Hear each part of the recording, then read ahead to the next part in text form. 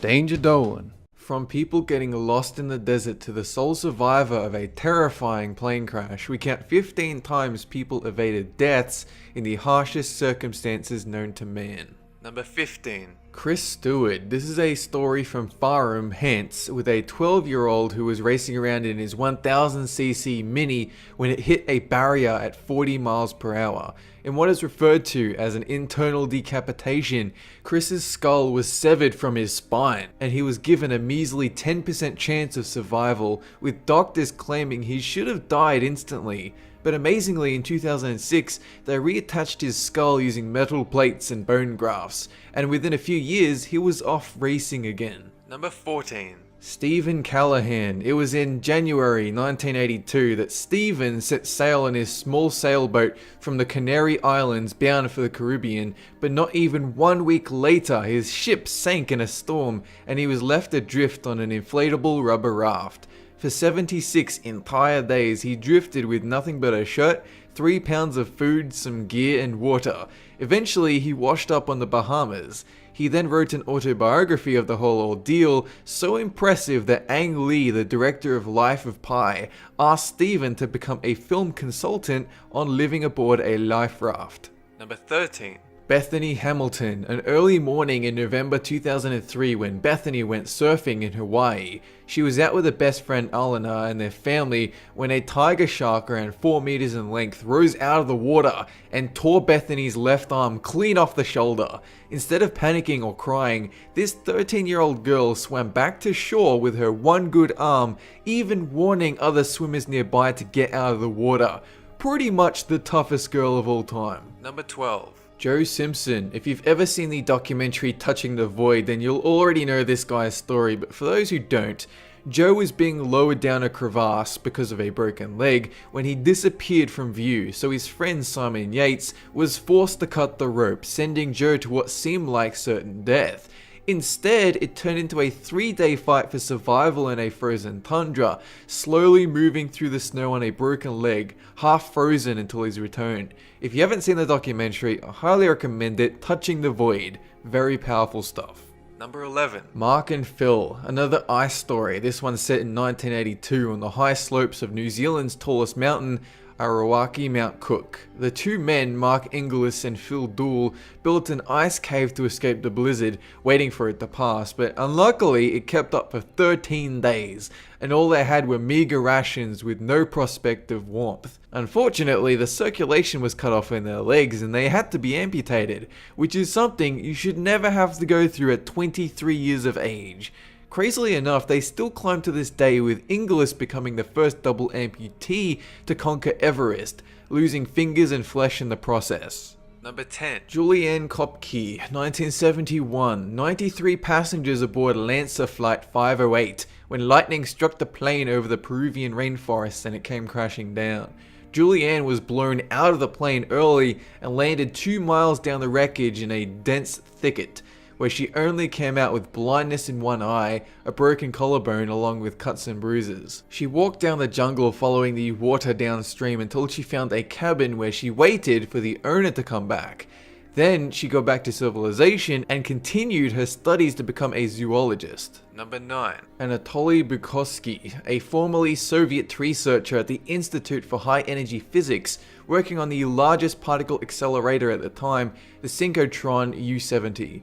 It was in 1978 that a malfunction forced Bukovsky to lean over a piece of equipment and look inside the proton beam chamber, but failed safety mechanisms did not turn off the beam, and it went straight through his skull at a speed faster than light.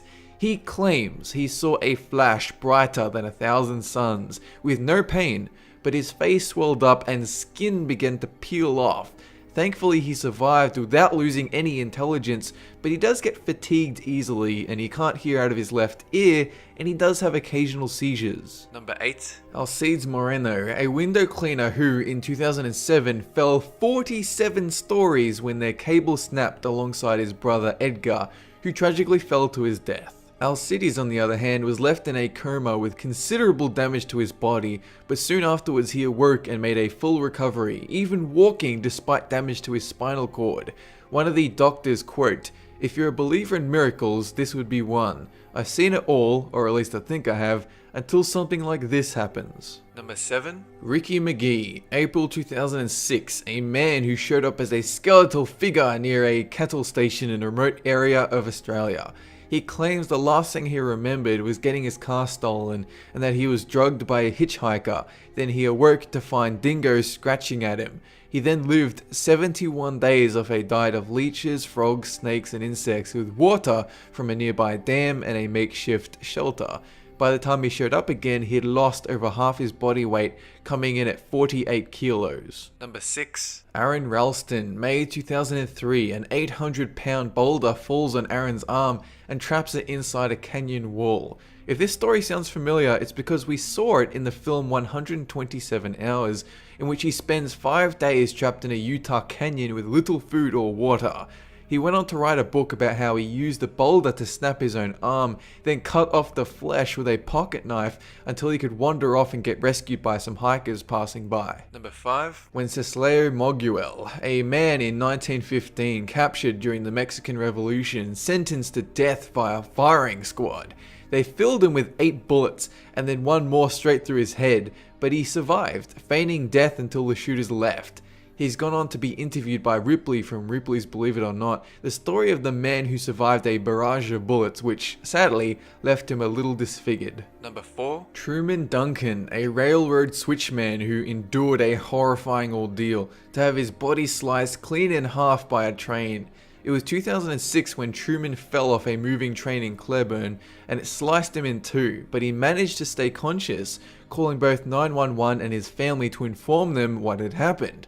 After a 3-week coma and 23 surgeries, he came out confined to a wheelchair but very much alive. Surgeons claiming it was an absolute miracle and he should not have survived. Number 3. Tammy Oldman Ashcraft, 1983. Tammy and her boyfriend Richard Sharp were sailing the South Pacific when a Category 4 hurricane blew up 19 days into a 30-day crossing. The ship capsized and Tammy, still in the lower decks, was knocked unconscious.